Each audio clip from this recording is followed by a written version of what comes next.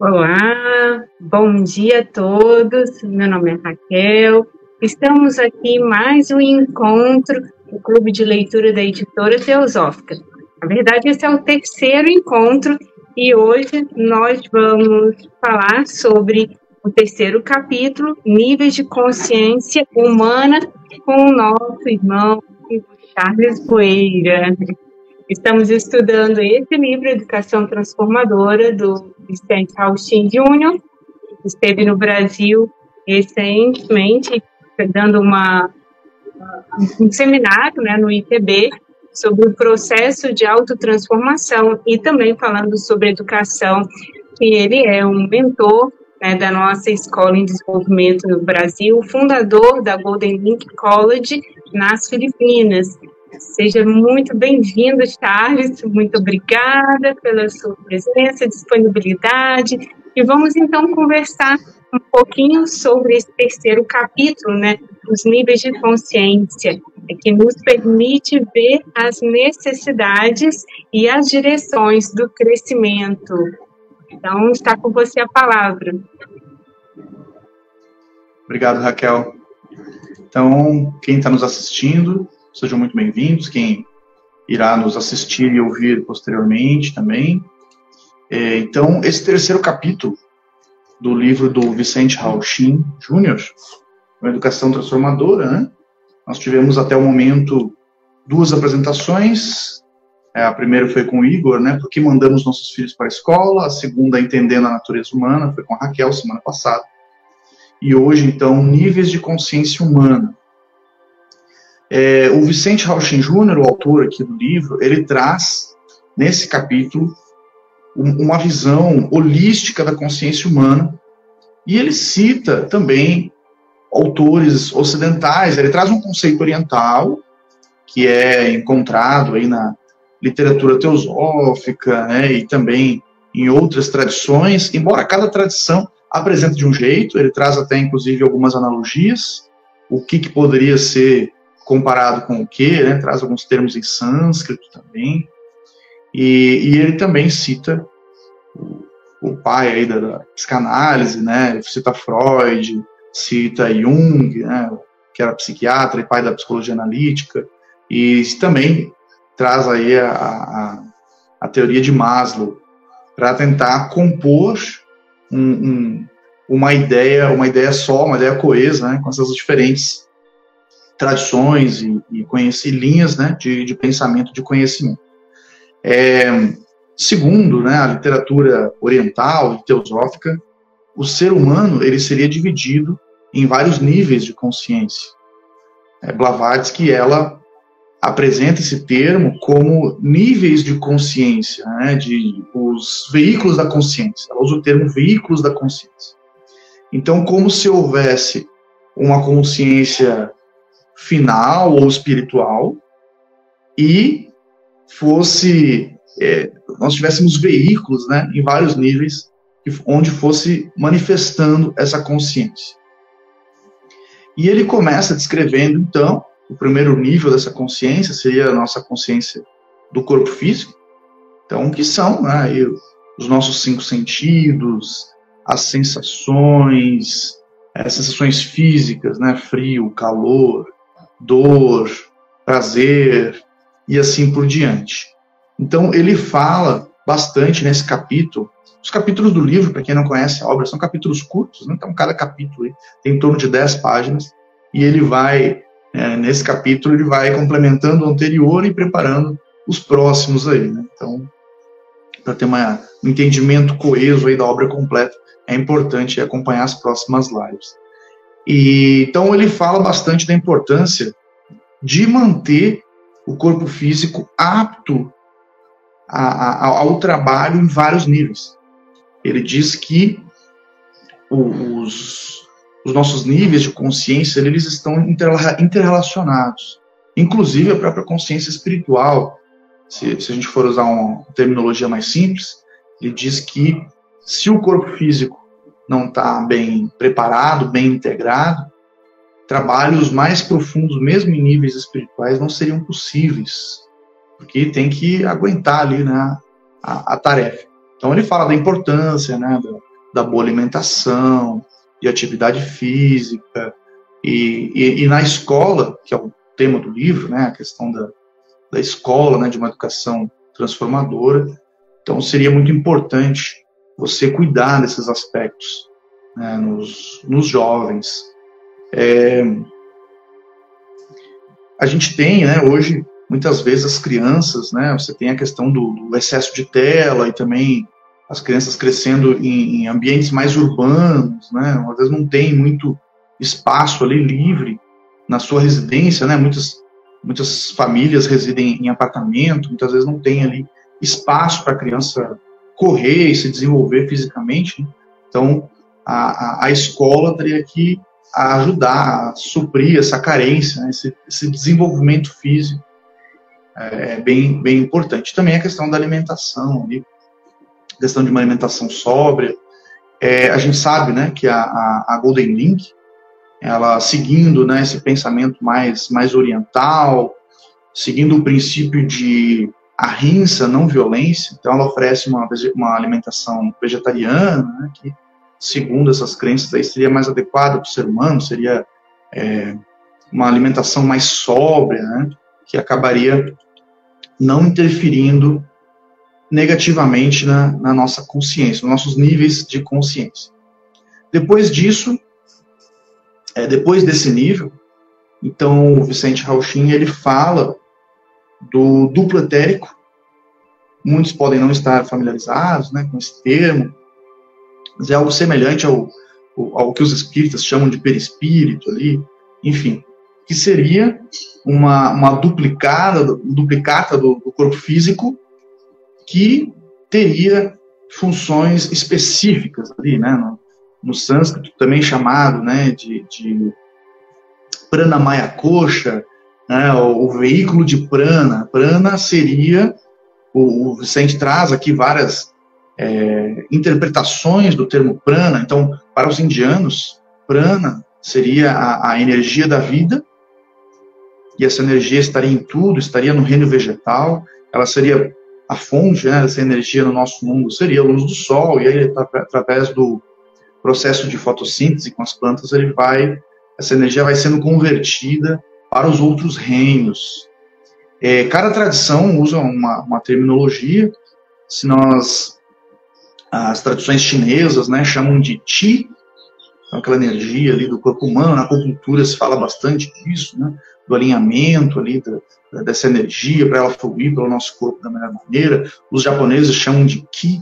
Né? Então, nas tradições orientais, você tem essa visão de uma energia que flui pelo ser humano, né? Pelos veículos aí do ser humano, pelos corpos do ser humano.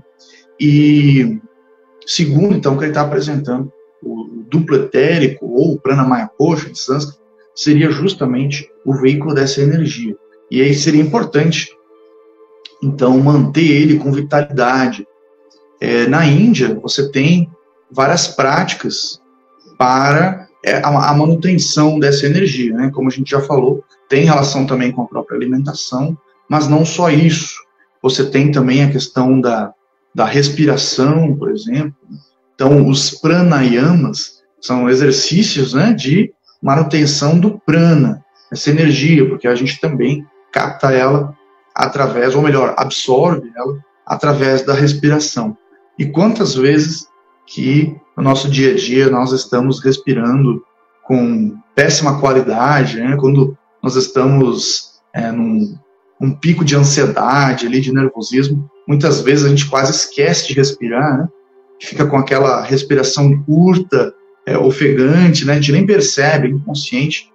E, então é importante aí a prática da plena atenção, para que possamos, em um momento de tensão, perceber, né, que o nosso sistema, de maneira geral, não está funcionando bem. Então a gente pode retomar a atenção, observar a respiração, acalmar, realizar ela com mais qualidade, né? Utilizar a capacidade da caixa torácica, né? Então fazer algumas respirações profundas.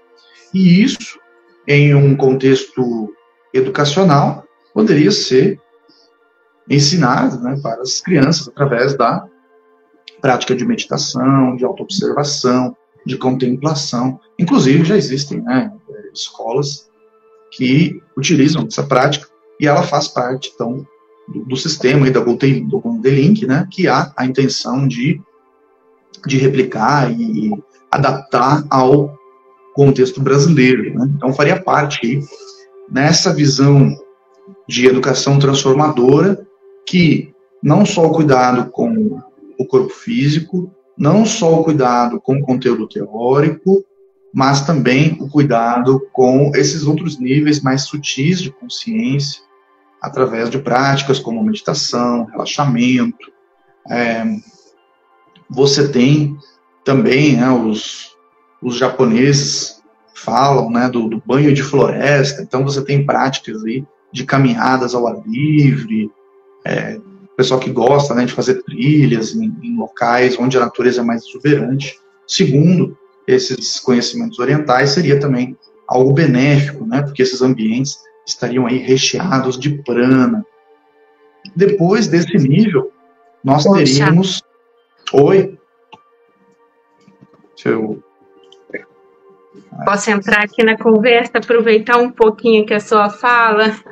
Achei interessante quando você disse, né, que ele está caminhando, e realmente ele é gradativo, né? Então, primeiro ele pergunta, por que a gente envia os nossos filhos para a escola? Na semana passada a gente estudou sobre, será que existe uma educação, algo único que a gente possa pensar e que caberia a todas as pessoas?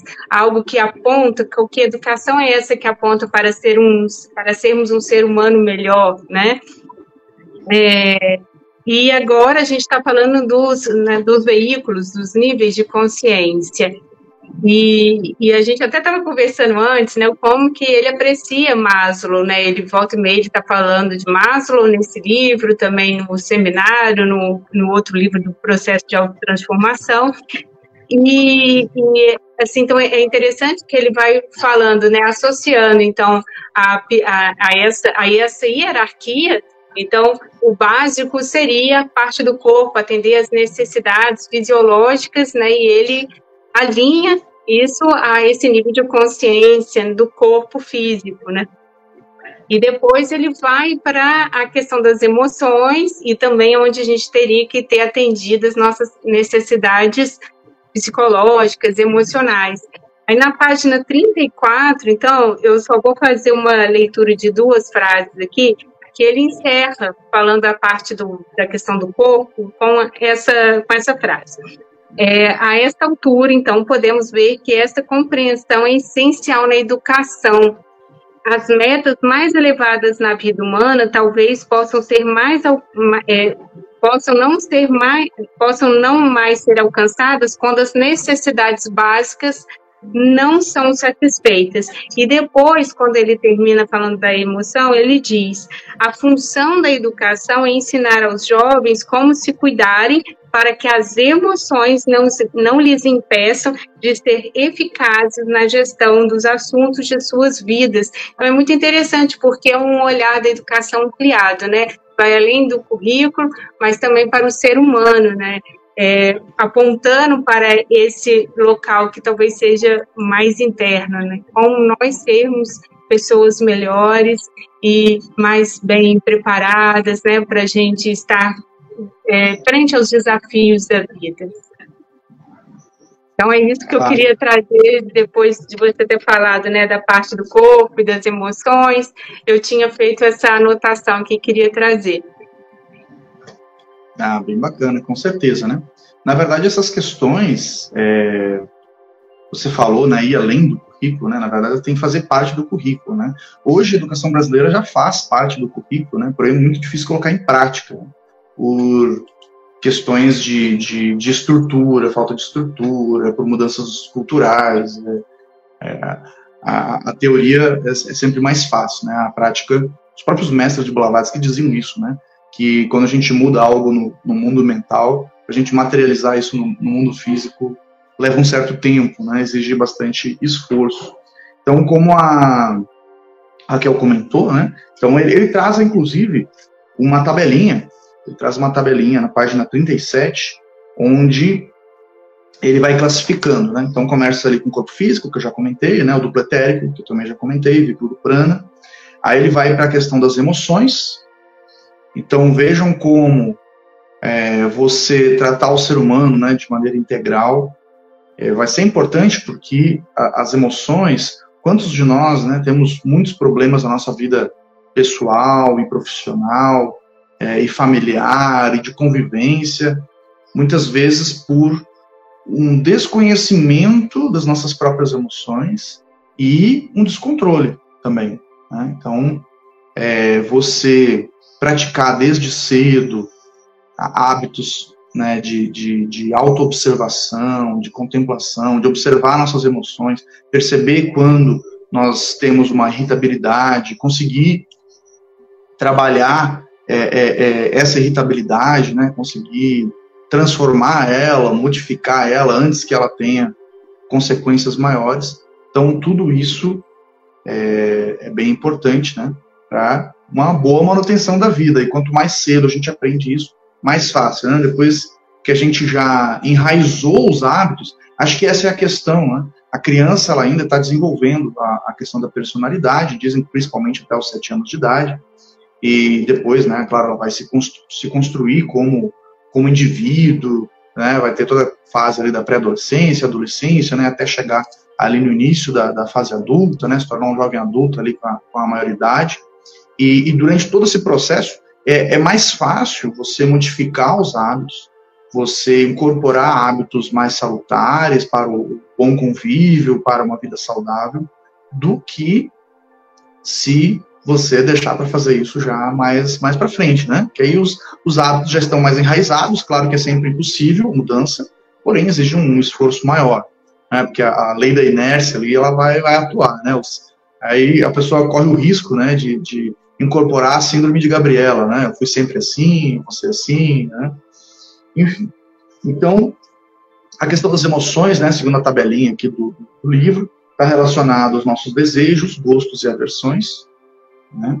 Então, sabedoria do Oriente fala, né, para a gente não se apegar tanto aos nossos gostos e aversões, justamente porque esse mundo, que não, o princípio budista, esse mundo ele é impermanente, né? Então as coisas sempre terminam, a gente fica sofrendo porque elas terminaram, né? Veja aí o sentimento de nostalgia, o quanto que acaba mexendo com a gente, né, e fazendo com que a gente sempre acabe voltando ou desejando voltar a um passado que já se findou, né, ao invés de focar no momento presente.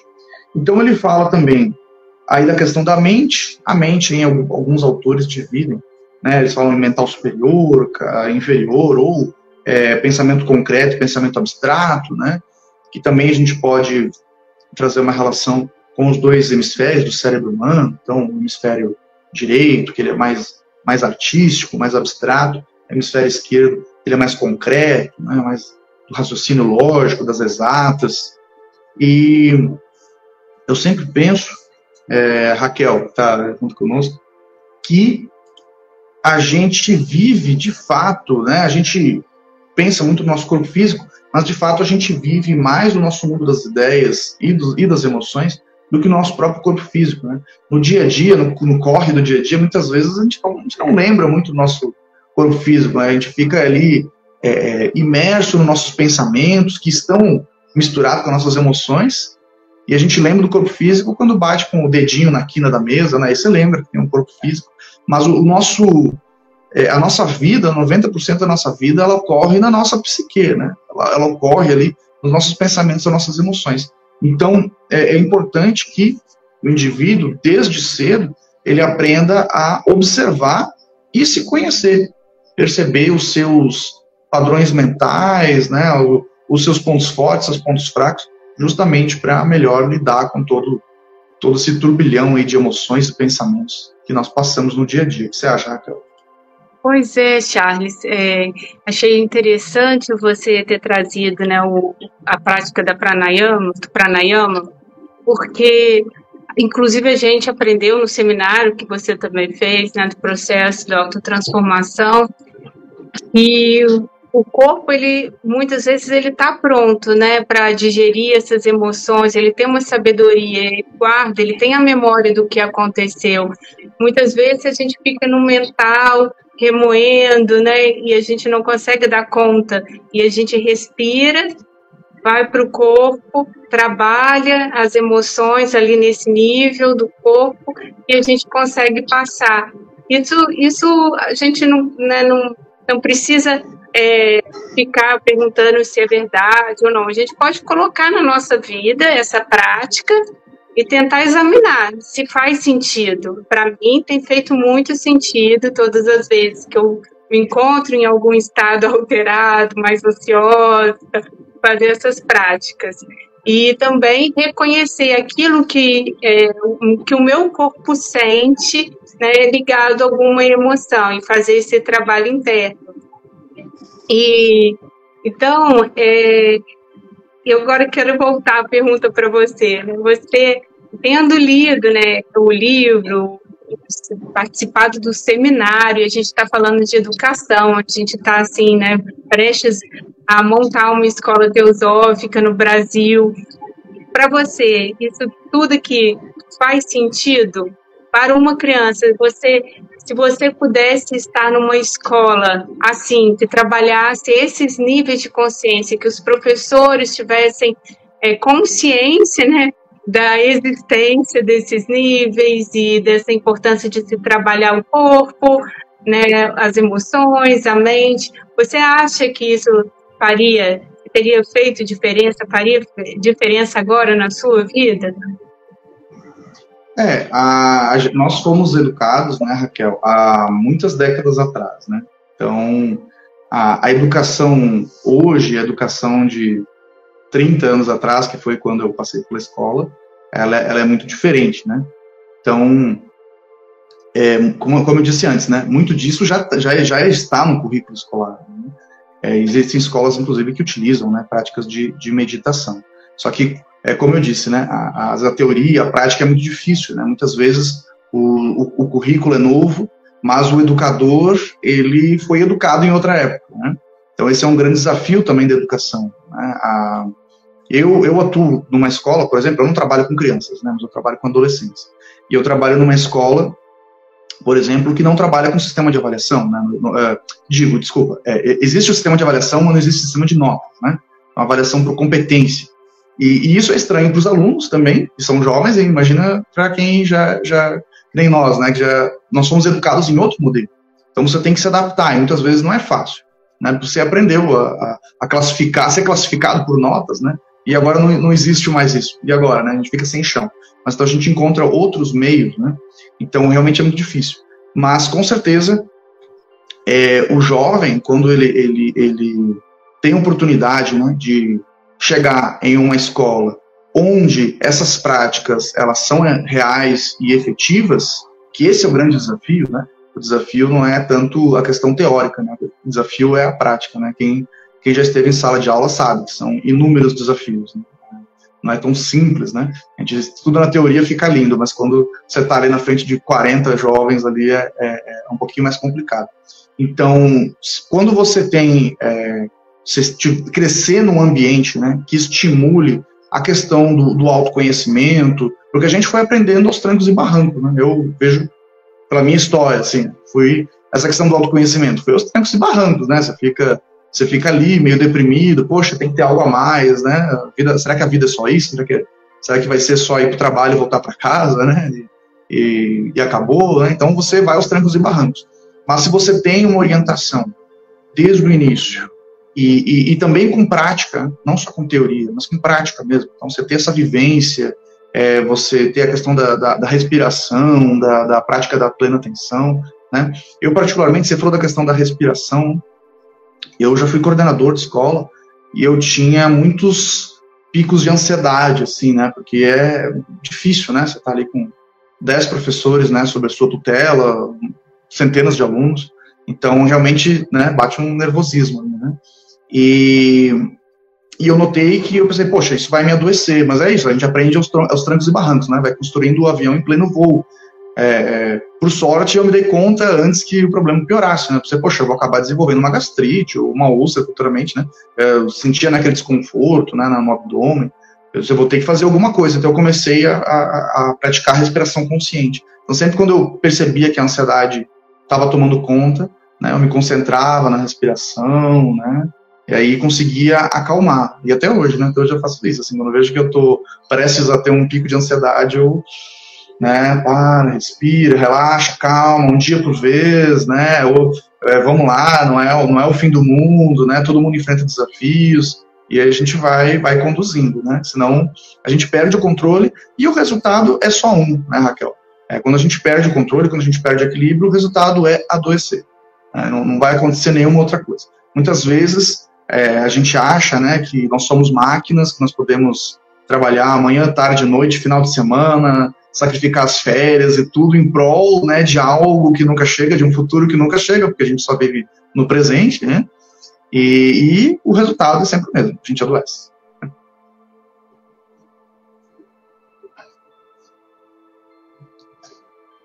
Muito bem. Você gostaria de fazer mais um comentário, ou senão a gente pode ir encaminhando para o encerramento, falando dos últimos níveis de consciência? Não, perfeito.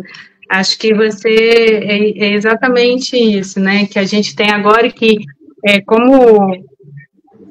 Assim, esse trabalho que nós estamos fazendo aqui é pensando em futuras crianças, mas ele serve para nós mesmo. Então, e principalmente o outro livro, o Processo de Autotransformação, é uma busca, né, por educação de si mesmo. Então, fazer esse trabalho interno através do desenvolvimento, né, da leitura e do desenvolvimento desse trabalho contínuo, que tem a ver com as emoções, o controle da respiração, né, e pensando numa futura escola, né, que é esse livro aqui, Educação Transformadora.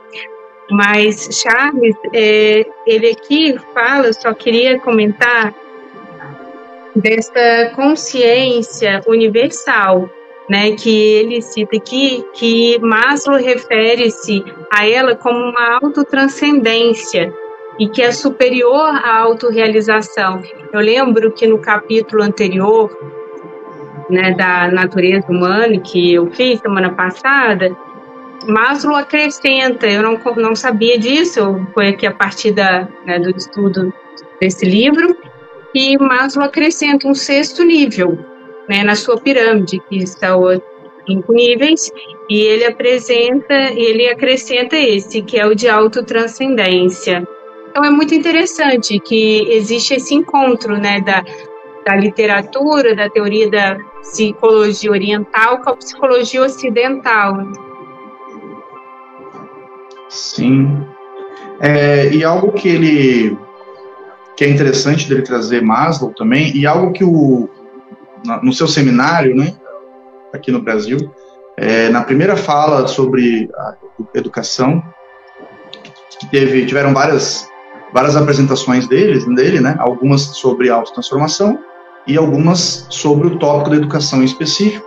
E eu lembro que no primeiro ele disse, né, que era necessário uma adaptação do modelo, né, que seria impossível você replicar um modelo de outro lugar para uma cultura totalmente diferente, né? Certamente as Filipinas são muito diferentes do Brasil.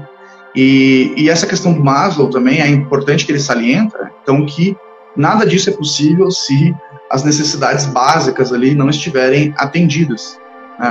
O princípio da teoria de Maslow é basicamente esse, né? Você tem que atender as necessidades básicas para depois ir construindo ali e alcançando até chegar nessa possível transcendência, digamos, da existência, né? Eu costumo dizer que de barriga vazia ninguém vai filosofar, né? Então você tem que ter uma estrutura, né? O corpo físico tem que estar protegido, tem que estar amparado. O nosso corpo emocional, né? Pensando nas crianças, a criança tem que se sentir protegida, amparada, cuidada, né? Para ela poder dar saltos maiores, né? Porque senão vai ficar ali sempre brigando, né, com as necessidades básicas, né? Estômago vazio, ninguém vai conseguir filosofar. Isso aí, perfeito. Muito obrigada, Charles. Vou encerrar aqui com uma fala da página 38. Ele diz assim: falar a respeito das metas da educação sem tentar entender a nossa natureza intrínseca apenas levará à formulação de objetivos e políticas que eventualmente podem ter efeito contrário. Isso acontece quando as escolas se esforçam em nos encaixar nos moldes sociais que foram criados pelas tradições, instituições, religiões ou governos, mas que favorecem a infelicidade e até mesmo suicídios. Então, irmãos, muito obrigada pela presença de todos aqui hoje. Lembrando que esse clube de leitura da Editora Teosófica acontece sempre às segundas-feiras, 9h30 da manhã. Semana que vem a gente tem um convidado muito especial, que é o Eduardo Iver, que é diretor, um dos diretores da Editora Teosófica, e o capítulo é o 4º capítulo, intitulado O Crescimento ao Longo de Vidas. Então, muito obrigada a todos. E muito obrigada, Carlos, pela sua presença. Imagina, obrigado a você.